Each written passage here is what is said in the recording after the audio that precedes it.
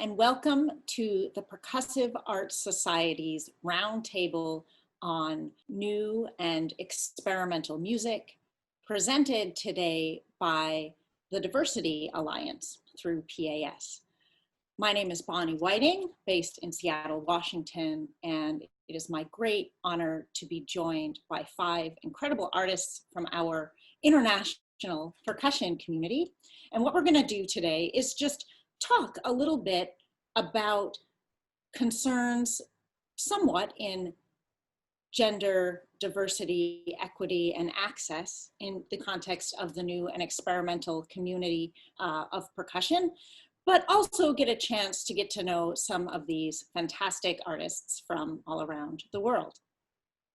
I'm going to tell you a little bit about each of them, and then we'll get started. Today we have Dr. Carlos Camacho, and he's professor of percussion and director of School of Music at the University of Panama. He's president and founder of the Percussive Arts Society Panama chapter, and he's been responsible for hosting many events, including the annual PAS Panama chapter, the percussion seminar. His recent activities include performances with the Louisville Orchestra, Resonance Works Pittsburgh, and a tour with the YOA Orchestra of the Americas through Central America. He's also performed with the Pittsburgh Noise Orchestra and the National Symphony of Panama, with whom he performed as soloist on several occasions. His piece Pie for vibraphone and glassware won the 2011 Fisher-Tull Composition Award. We also have with us today Stephen Hall, he, him, they, them. He's a performer, they're a composer, an improviser, a teacher, and an anti-racism advocate based in Altadena, California. They're the co-founder of Spectrum Ensemble, a percussion duo holding space for underrepresented queer artists through commissions, fundraising, spotlights, and more. Stephen teaches percussion at South Point Middle School and the Santa Clara Vanguard Cadets Drum and Bugle Corps. They're also a member of New Music Equity Action, a collective of performers and composers in the new music world taking action to fight racism and white supremacy in our field. We are also lucky to have with us today Sarah Hennies. She's a composer based in upstate New York whose work is concerned with a variety of musical, socio-political, and psychological issues, including queer and trans identity, love, intimacy, psychoacoustics, and percussion. Her groundbreaking audiovisual work, Contralto from 2017, explores trans feminine identity through the elements of voice feminization therapy, featuring a cast of transgender women accompanied by a dense and varied musical score for string quartet and 3 percussionists. The work has been in high demand since its premiere, with numerous performances taking place around North America, Europe, and Australia, and it was one of 4 finalists for the 2019 Queer Art Prize. She's currently a visiting assistant professor at Bard College. We also have Ayun Huang. She's a soloist, chamber musician, researcher, producer, and an associate professor / head of the percussion program at the University of Toronto. She was the first prize and audience award winner at the Geneva International Competition in 2002. She's an expert in percussion theater, and her work on the subject has been published in the Cambridge Companion to Percussion of 2016 and the audio / DVD release Save Percussion Theater on Mode Records. Ayun is committed to creating a vibrant new music community for the next generation and is the artistic director for Soundscape, an annual festival for contemporary music and performance exchange in Italy. We also have Levi Lorenzo, who was born in Bucharest and is Filipino-American, and he works at the intersection of music, art, and technology. On an international scale, his body of work spans custom electronics design, sound engineering, instrument building, installation art, free improvisation, and classical percussion. With a primary focus on inventing new instruments, he prototypes, composes, and performs new electronic music. He's a core member of the International Contemporary Ensemble in New York City, and he co-founded the experimental theater electronics duo Radical 2 with Dennis Sullivan, and he's a member of the Peter Evans Septet. Dr. Lorenzo holds a position as Professor of Creative Technologies at the New School College of Performing Arts. Thank you all so much for being here. It is an honor to be in the virtual room with you, and I'm sure all of us, the Percussive Arts Society, are very thankful that you are here. I thought we'd start today by just giving everybody a chance to quickly share some of the work they've been doing in the context of our new normal, as we're calling it. Percussionists in the experimental tradition play a flexible and ever-changing array of instruments and objects, consistently challenging concepts of notation, sound, and performance. I'd love it if you could share something about a current project you're working on within the context of what anti-racism scholar Ibram X. Kendi refers to as the twin pandemics, that is the racial pandemic within the viral pandemic. Or more generally, what are you working on? Well, I could start jumping in on this one. Thank you, Bonnie. Thank you, everyone. Hi. As the United States is struggling with the dual pandemic called COVID and racism, we as well in Latin America are struggling with a kind of twin pandemic, which is COVID and corruption. It's sad to see how the people in charge have so little love and respect for our countries, and hopefully art could be a medium to express the voice in a peaceful manner.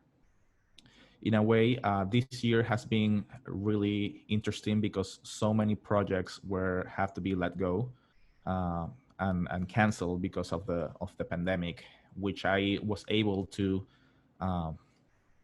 take advantage to just do a lot of things for myself. Practicing with work is really difficult to find time to do that. But however, now that things are finding we can see the light at the end of the tunnel and restrictions have been lifted, more performance opportunities have been coming up and collaboration with other artists. I've been working on several commissioning projects with Venezuelan immigrant composer here in Panama. Many of our positions and musical positions in Panama are reserved for Panamanians, and it gets really difficult for highly qualified immigrants to be able to work in our country. So that's something that I've been interested in commissioning work from Latin American composers and some of composer immigrants that are here in Panama. As well, I'm collaborating, all this is distance collaboration with a Panamanian artist based in Barcelona. He's a sound light designer, and we're working on a light sculpture to go along with music composition and electronics. So that seems like a little interesting project that we're doing as well in this kind of virtual environment that we're doing now, as long as other composing of myself, trying to find my own repertoire to be able to perform.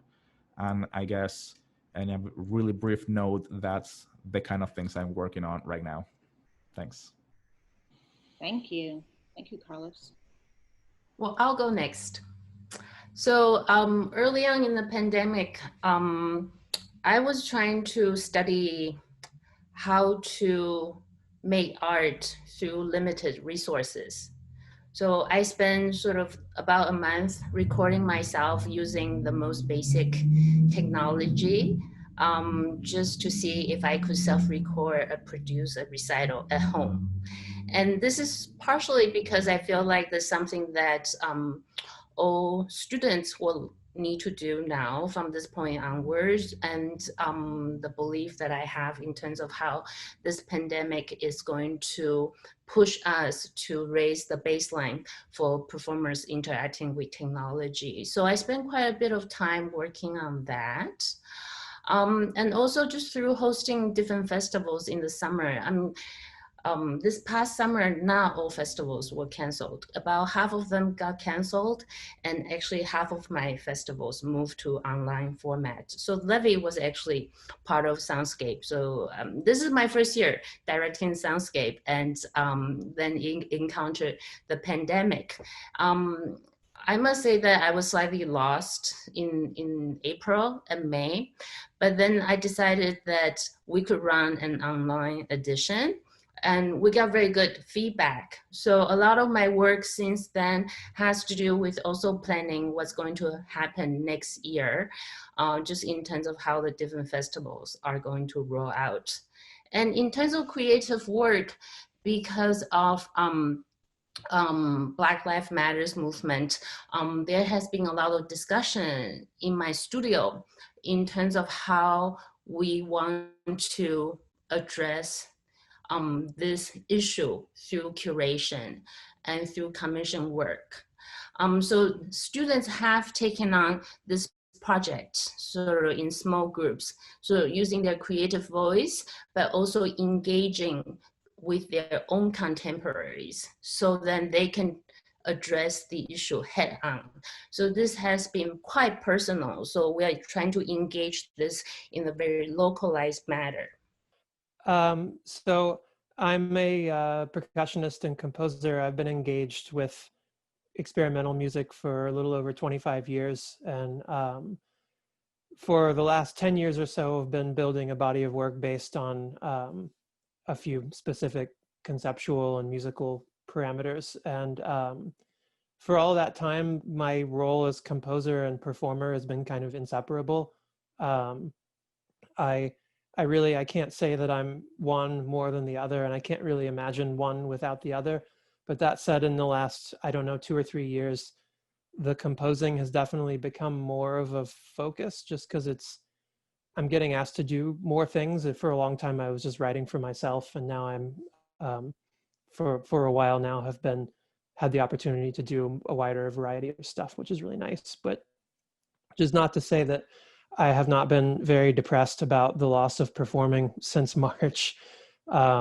I fortunately, unlike a lot of my friends, I did not lose too many opportunities, because I was planning to take a break in the summer anyway, because I was so worn out from the last couple of years. But am on a couple things, including a festival in October that went online that I'm preparing for right now. As far as my work is concerned, I think like Carlos, I have sort of a different twin pandemic concern of the COVID pandemic and the transphobia and violence against trans people pandemic, which I'm not always directly, explicitly engaged with, but at least one piece that I've made called Contralto that Bonnie mentioned is confronting that literally, although in kind of an abstract or masked way. And then I'm also in the early stages of starting a film now called Passing, that is not an abstract film, but a minimalist film with music and video of me pulling this kind of toy train car with bells on it down the street. And it's inspired by Mark Hogenkamp, who's an artist in Kingston, New York, I don't need to give you the explanation of his life story, but in short, he's a visual artist who in the early 2000s was attacked and beaten nearly to death by some people outside of a bar because he had told them that he liked to wear high heels. So that's what I'm happy to say I'm able to work on for the next few months in pandemic time. I can do that here, and I'm a little less sad about concerts going away. Thank you, Sarah. Thanks so much. So first of all, hi everyone. It's really cool to be talking to you all here. I feel like we have a good, really cool assortment of people. So it's exciting. But yeah, so Bonnie, what you said about how as experimental percussionists, we are constantly challenging like norms and traditions, right? Of materials and, repertoire. And I feel like that really resonates with Spectrum Ensemble, not just as a new music group, but as like a queer music group, right? I think that queer people, they already have this fundamental, like, just based on their identity, they're challenging the norms that are presented to them. So like, we're definitely interested, at least me and Jamie and I, my co-founder and I, are definitely interested in, even expanding that to music and searching for different ways we can challenge things. So I guess during this pandemic, we've done a lot of different things. We've been lucky. We've had a constant stream of little video projects for different festivals and stuff that have moved online. Editing those videos has definitely been part of what's keeping me sane, right? But in all of those videos, we try to sort of challenge the notion or the idea of what a concert even looks like, right? Like, which we already sort of try to do normally, but like being in video form is like an extra little, like you can do whatever you want, sort of, right? So yeah, there was a lot of different iterations of that, but the most recent one that's coming out soon on a concert for Southern California Marimba is probably, we took it the furthest. Just shortly, so we sort of themed it Spectrum Storytime Theater, which sort of, it makes sense once you hear the repertoire that we're playing. But we sort of like set it in like a whole little animated world that we like created around this. So, you know, it's like, it's set in a theater, which is like I think an environment that we, during the pandemic, are like starved for, you know? We're very familiar with that environment, but we don't have that outlet. And so it's like a theater, there's curtains and everything, and like an announcement like, please silence your cell phones, right? And then the curtains go away, and then there's like a whole little set. It's really cute. You should, it'll come out. I don't want to give away too much, but yeah, so sort of what we've been doing increasingly on all these projects has been like trying to sort of explore different ways that we can, I don't know, take the listener to a different place. I also do want to mention that this Southern California Marimba concert is really cool because it's 100% music by Black composers. So as we all know, like at this time, our percussion and music communities are, and society at large, especially American society, right, are dealing with this thing of racism and white supremacy, right? And so I think it's up to us all to like do the work to fix this, right? And like, yes, diversifying programming is really important, but like there's also so many other things that we have to do. There's so many like, you know, intertwined, deeply rooted ways that white supremacy is like involved in what we do. And I'm sure we'll talk about this more, right?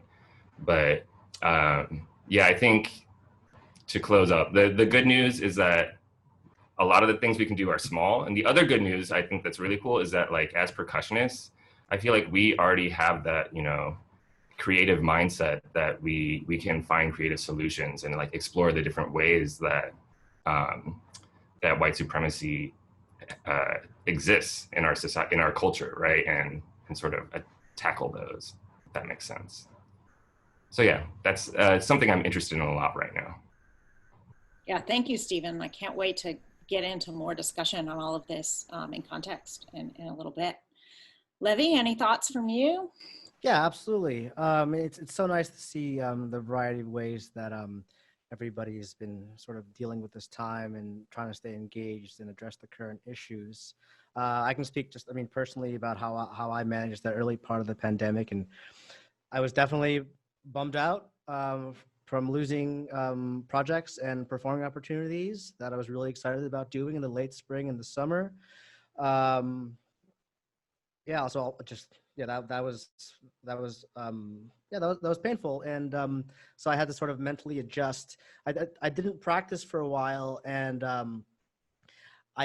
when I was on tour 3 years ago, I met a tabla performer in Abu Dhabi on just a random gig, and I wanted to connect with him in New York City because he said he was from there, and he said, no, actually I live in Rhode Island, and let's just do some Skype lessons. And 3 years ago I said, I don't want to do that. That's lame. Then this spring, I thought of him because I was listening to his album, and I said, this actually makes sense right now. I can study with this person. His name is Nitin Mitta. He's a specialist in North Indian classical music, and I've always been kind of interested in that. So I wanted to engage myself by putting myself in a student position and to just learn something new and have to be accountable to somebody every week and practice my lessons. And it just kind of invigorated me and really motivated me to still study music and sort of grow in this time. And so I just took 3 months of counting lessons over Zoom, and it blew my mind, and it has changed me. So in that early pandemic time, that was my therapy, learning to count in ways that I'd never counted before. Just to sort of shift a little bit to my other part of my work as an electronic instrument designer, I'm interested in having empowering performers with technology and having a very sort of low stakes, very friendly entry point into working with these tools. And so at the new school, I teach a class for performers and composers to build electronics, and that was in person. So I had to shift pretty quickly to how that would be remotely. And I found a pretty good workflow where I could mail electronic parts that were relatively low cost around the globe, lead lessons over over Zoom. I'm doing this with Ayun in a few weeks, and working with these musicians that are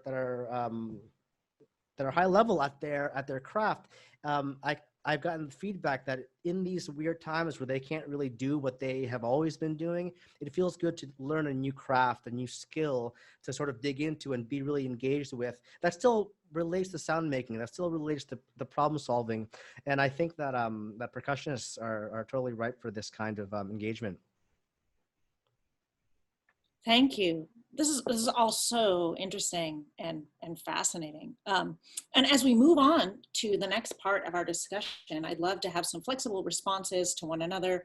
One of the things that I feel like we've already heard a little bit this afternoon is about how certain people are performing or composing or even teaching through identity. I certainly hear resonances of that in a lot of Sarah's work and what Stephen is talking about.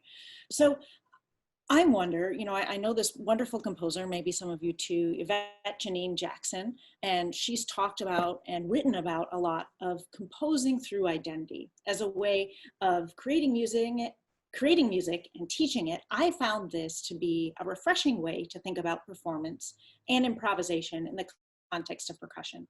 So in what ways do you perform or compose or teach through identity? But basically my entire practice is based on this idea of composing through identity.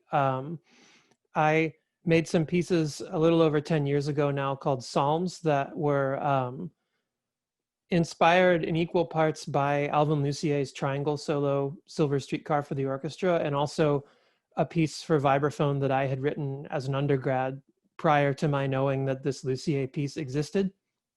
And so at one point around 2009, I was thinking about like what I should be doing as an artist, and had this conversation with Charles Curtis, the cellist from UC San Diego, about how Alvin Lucier was composing with echoes so much because it was just something that he was just naturally inclined to do. And so I thought, well, what could that be for me? And then I remembered that while I was engaged with learning Silver Streetcar for a concert, the same concert that Charles was there for, I remembered that I had written this nearly identical vibraphone piece prior to my knowing that this Lucier piece existed. And so I thought, well, maybe this is worth exploring. And I'm trying to keep this short, but so I made these pieces that immediately clicked with me, both in that I thought they were really interesting on a musical level, but that felt really like personal and emotional in a way I didn't really understand at first.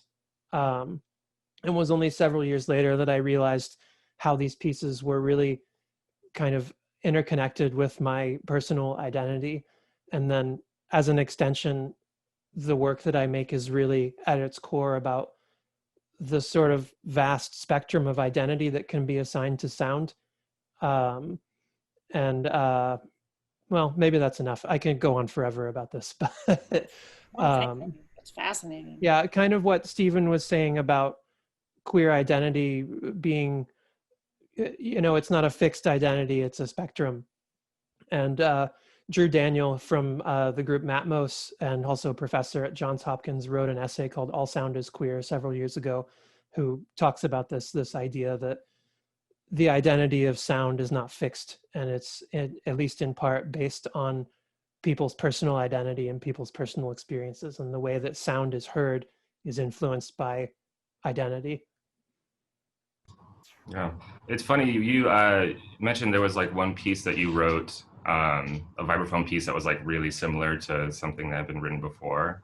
I actually had that same exact experience recently. It was something I put up, and it definitely was like embracing my identity in a way. So it also fits with this. So after the the murder of George Floyd, and there was all these protests at the beginning of June, end of May, I was like feeling very much like I needed to do something. Like I couldn't do anything. I also live with my parents, sort of. I live in like the back house, and so they're like a at risk age group. So I felt like I couldn't go to these like mass protests. So I was like, what can I do? And so I wrote. I didn't really write. I guess I wrote. I just sort of did it and then made a video and put it out of these little hand game, short little things. These little hand game pieces, I guess you would say, sort of like how kids play hand games on the playground or something.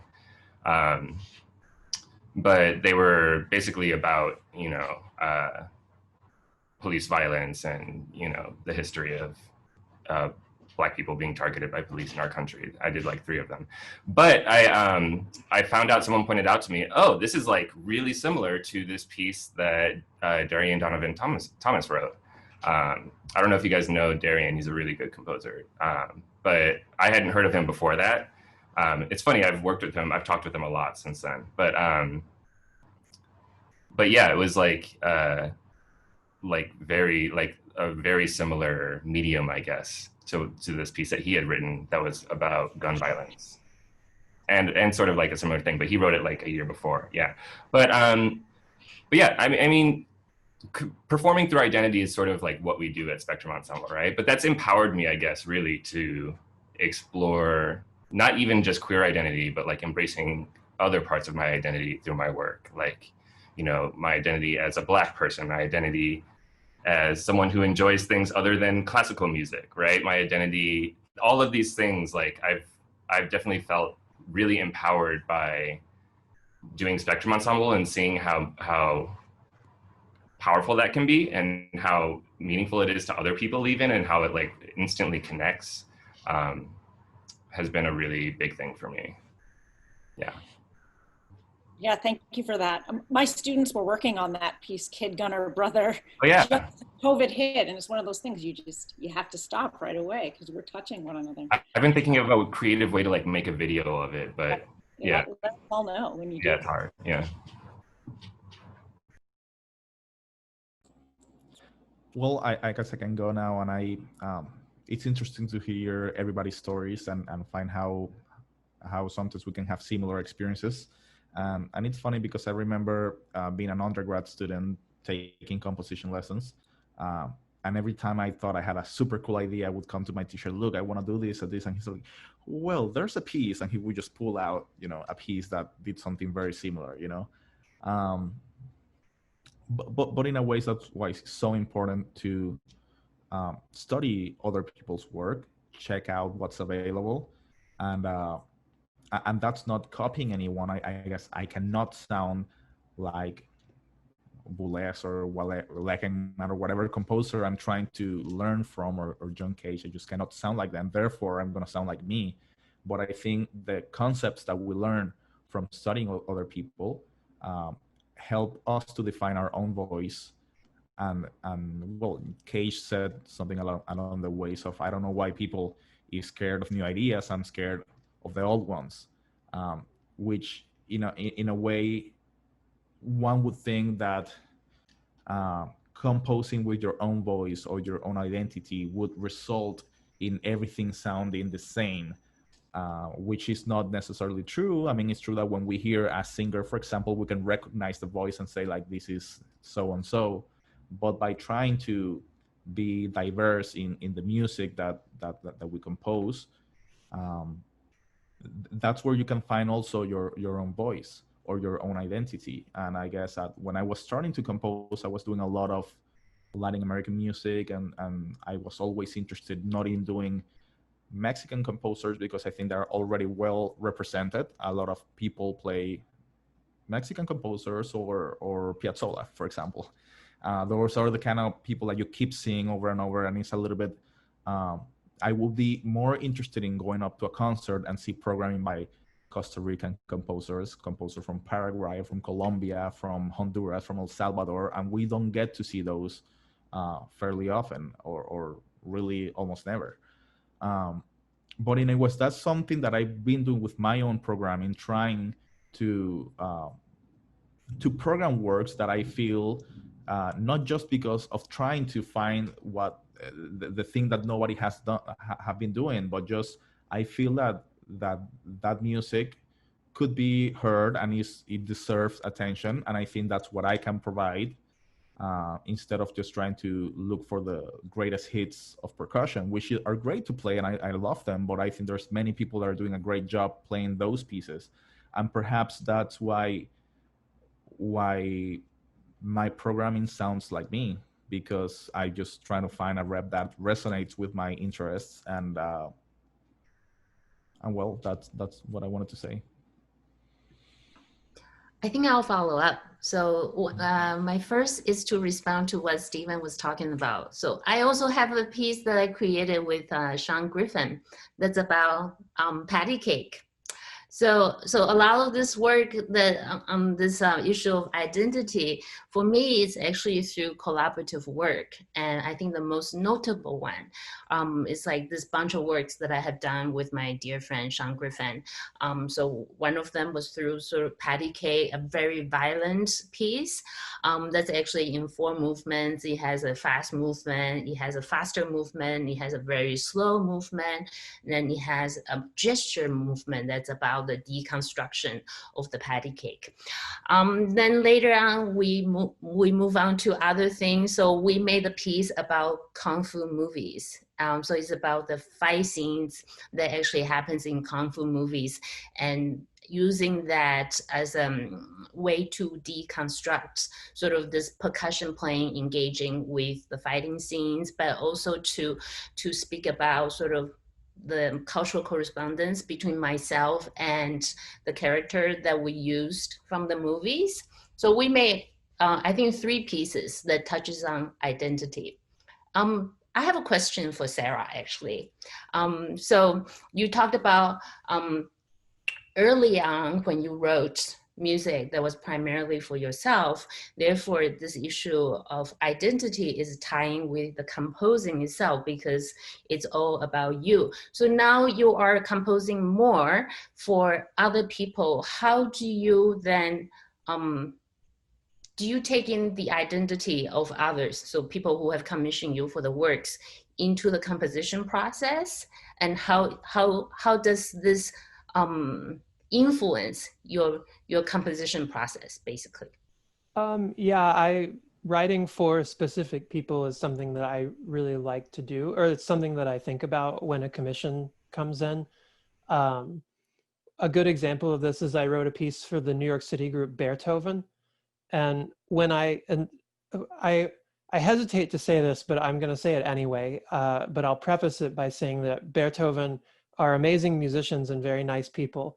But when this commission came in, I was familiar with what they did, and I almost said no, because I was just like, what these people do is too different from what I do, and I don't know if I can write for them.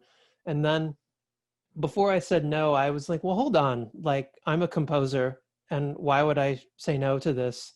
And so the challenge for me then was to write a piece that was in line with the rest of my practice, that also that would play to the strengths of this group.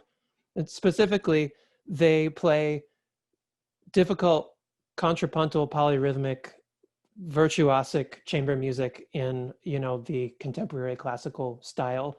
And this isn't all they do, but it is a lot of what they do. And that is not at all what I do. And so in the end, I wrote them a piece that I feel really personally tied to, but that also feels like them at the same time. So I'm still, basically anything I do is just an expression of my identity. Like that's how I conceive of everything. But being able to embrace the identity of the person playing it is something that I like doing a lot, and that you end up getting a much different, weirder piece than if I was just, locked in a closet composing in a vacuum. That's great. And I feel like it's a perfect segue to something else I really want to talk about a little bit today, which is who or what are you listening to right now? And I'm personally interested in hearing not just names like, oh yeah, I was really influenced by Lucier, Ligeti, these other names we've heard, but yeah, more people like Darian Thomas or Beethoven or whoever else, you know, whatever you feel like, oh, we should all be listening to. Or have there been individuals, groups, or works that help to shape and change your work as an artist? I know we've talked a lot about, you know, a lot of you who are composer, performers, that part of your work, but, or as, you know, your percussion work. So who has shaped your output as an artist? Okay, I'll add some ideas, and I think some of these ideas might trickle in from the previous question. So this current question is about listening, and a way that I also interpreted the previous question is what ways do you perform? I mean, we know that when you hit a wood block, it's not just about hitting that wood block, but it's also about what does that wood block sound like after you hit it. And so I can sort of vary the question or transform the question into what ways do you listen through identity? I mean, in Pauline Oliveros, I was just going over her in one of my classes, and she mentioned that listening is, in one of her interpretations, is that it's connected to memory and experience. And if various people hear a piece of wood, a wooden sound, it can connect to so many associations, to so many different experiences, and trigger possibly not non-musical events. And so what you connect with that hearing is very personal. And so I urge people to focus on that and say, how is it that I listen in a way that nobody else listens? And to sort of cultivate that and celebrate that, and also speak up about it. I mean, the listening part of it we can hear something but not say we heard it, but we all acknowledge it and interpret it in a different way. So there's just this listening, and then thus the making of the sound is inherently a very personal action. Sort of to shift that to the actual current question at hand, I love listening to non-goal oriented music because the classical percussion tradition is very much about, okay, read these dots, okay, did you play at the right time, and did you hit the right thing at the right time, and then for a while in my early percussion days, I realized, wait, if I'm not reading a piece of music, well, what am I practicing? Can I still play music? So I love traditions where it's about a concept.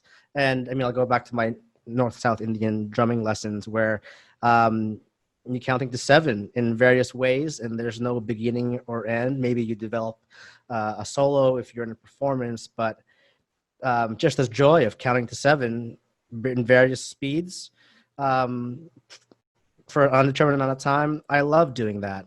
And so, I love thinking about this sort of unmeasured, unquantifiable musical practice.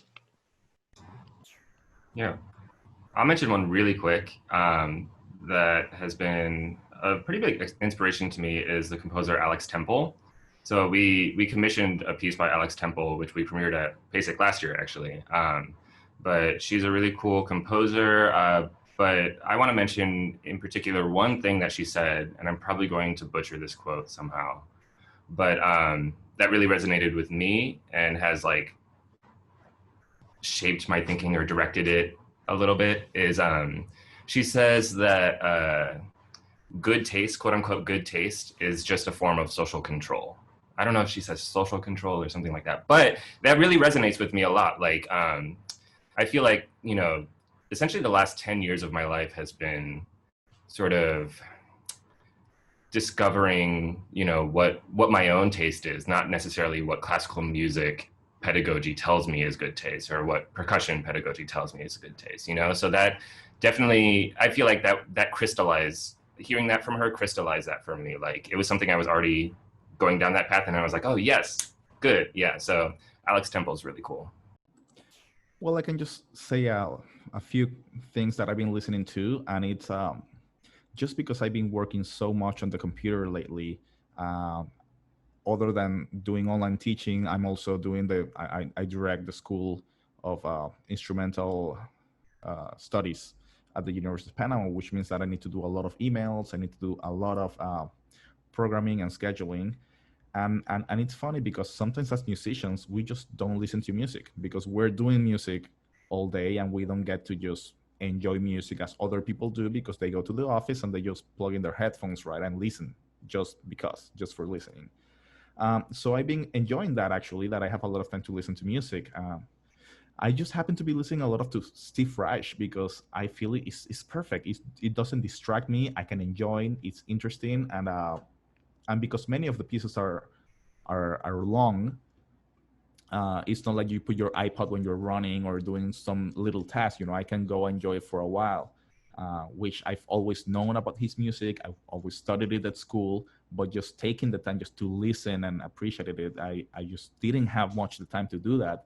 And also, I've been listening a lot to just popular music because it's at the end, music is also to enjoy. We have music have many different purposes, and it could be for education, it could be for ceremony, it could be for just for enjoying or for dancing. It has a different purpose, and sometimes we need to learn how to distinguish music. Some people think that we classical musicians only listen to classical music, but no, I can listen to reggaeton and everything else. I'm not going to go to a club and listen to, Beethoven or, so each music has its purpose.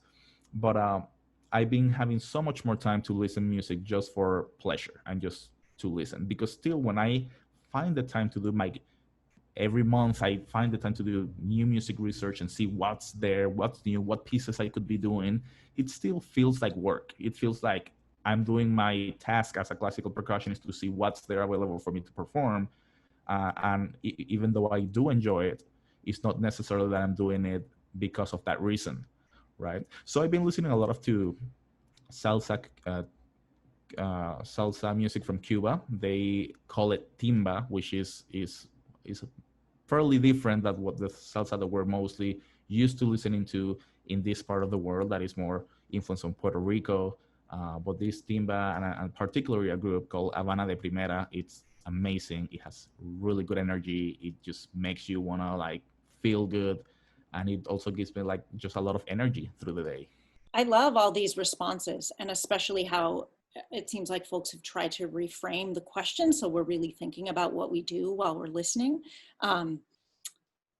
Not to interject too much right here, but have you all come across Dylan Robinson's new work, Hungry Listening? It's kind of a response to the Pauline Oliveros sonic meditations from an indigenous perspective. And it's kind of mind blowing. So his new book, I feel like it just came out either 2019 or the beginning of this year, called Hungry Listening, is fantastic.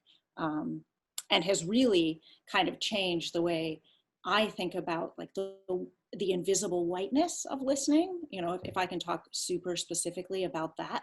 And again, no reason we can't move back and forth between questions, but one thing I want to make sure we get to a little bit today is just thinking about the structure of, what we often call classical music or European music. And even just calling it serious music, art music, absolute music, classical music is an undeniably white supremacist institution. And many, but not all of us who work in experimental music came to the practice from this avenue.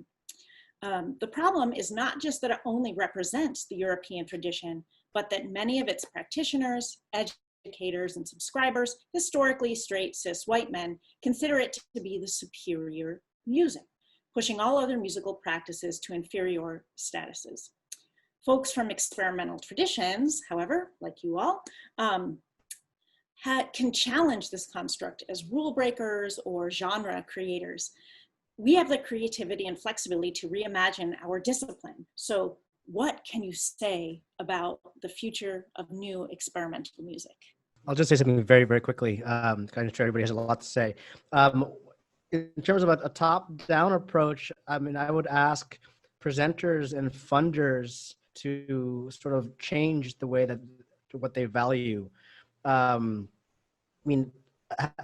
Providing a proposal for improvised music versus presenting the score and we know that exactly what we're going to expect and it's going to be perfect, and we're valuing the written word it fits that structure of these larger institutions, and that's what they've historically funded. And so I think that there has to be a fundamental change in the funding structures. Yeah. It's like a really large issue, right? There's no like one thing. A couple things.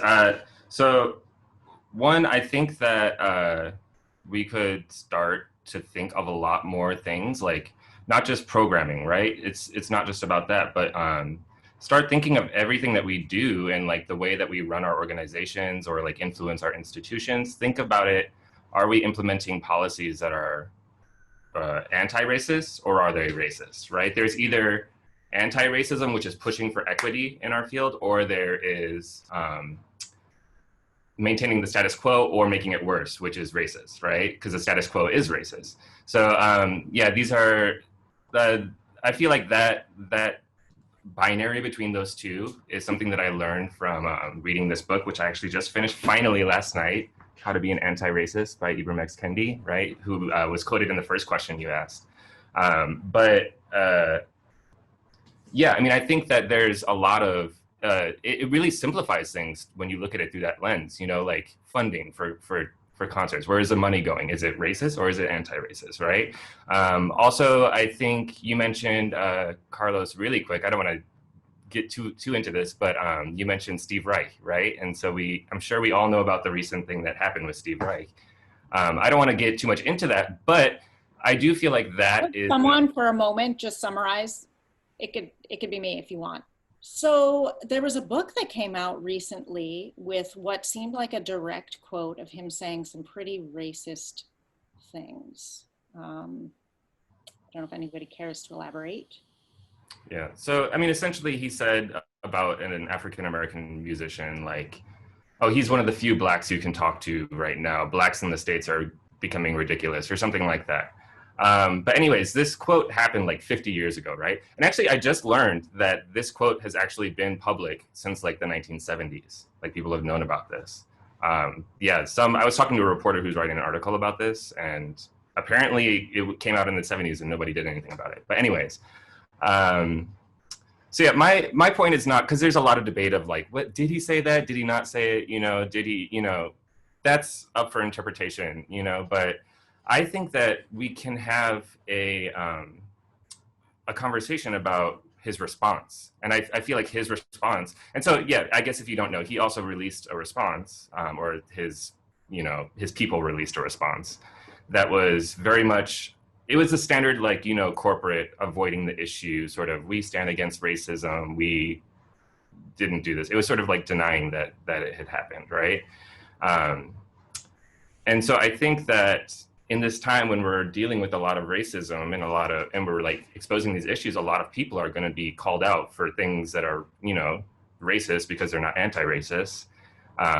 And I think a conversation could be had about like what an appropriate response would be, you know, like why was Steve Reich's response bad? Like, whether or not he did it, I feel like by denying the problem or denying any sort of issue existed, like he's perpetuating the status quo, you know, and also he's whether or not he did it, the fact that that quote came out caused a lot of harm to a lot of people, right? A lot of people hold Steve Reich really dear, and they were like really hurt to hear that he had said something like that, right? So in his response, he totally shut off the path to healing for those people, right? For the entire community.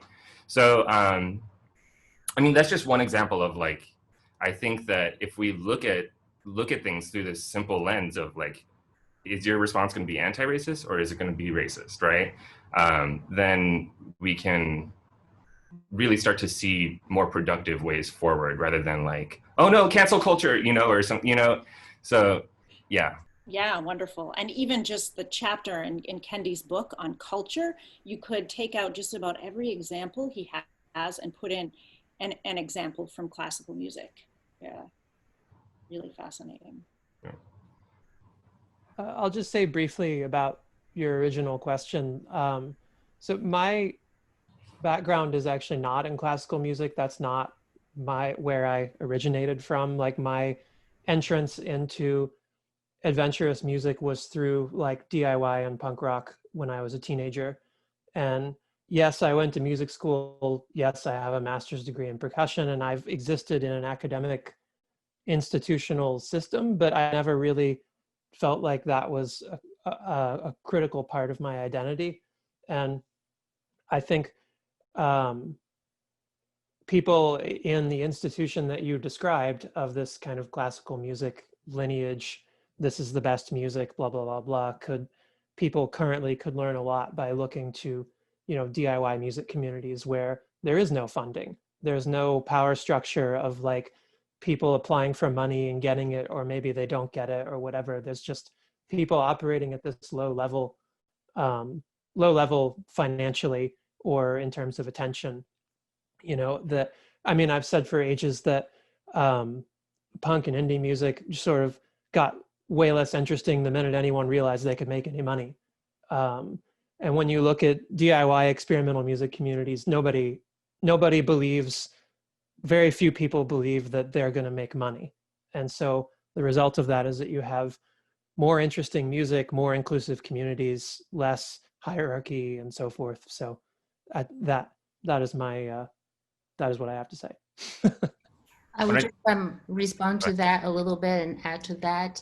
So I think during COVID, I have already witnessed how sort of small and marginalized communities have been able to pivot much more successfully and faster towards the new situation. So the fact that all these artists that are working in experimental music have always worked with so little money and so little support, the pandemic has not really sort of dampened their creativity. So there is a huge lesson actually for major institutions to learn from. And I also feel hopeful that because of this pandemic of COVID and pandemic with the racism, that this is going to change the landscape. So the balance, I sort of feel hopeful about that. And maybe it's because I'm chairing the anti-racial and anti-oppression committee in my school. So, but this is sort of what I believe in. So this is going to be a shake-up moment for the establishment. And there's really no way out of that. Yeah, I mean, I think the institutions have to, or would benefit a lot, as Sarah was saying, from embracing those voices, and maybe bringing them into the way the institutions are run. I think, also we need to, do the work like you're doing, Ayun, is within your own institutions, doing that work and like holding your institution accountable and creating that change from the top down, right? Sorry, I don't want to be the only one talking on this, but but I think we have that responsibility to hold PAS accountable too. Like the existence purely of the Diversity Alliance is not enough, right? We within the Diversity Alliance need to be pushing constantly for PAS to do more and to be more equitable, and PAS needs to sort of hand the mic to the Diversity Alliance too, which I don't necessarily see happening that much, but yeah. Well, thank you for that, Stephen. And it feels a little bit like in unmuting our microphones, you're doing that work right now, and just all of you being so, in a way, vulnerable to talk about your own experiences, creating this kind of work. Stephen, for you to talk about your anti-racism work. All of you, thank you so much for being here.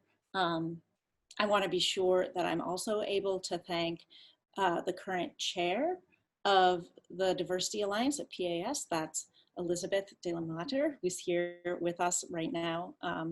This has been a fascinating conversation, and I wish we could actually talk for 2 hours. I wish it wasn't COVID era and we were just sitting around having beers together. I can't wait for that day. But until then, I'm just so grateful to PAS for actually allowing us this space. I'm grateful to all of you for taking this space and this initiative. So thank you so very much. If I can just thank everyone here for a fascinating, wonderful discussion, on all of you for giving your hearts and your brains to this.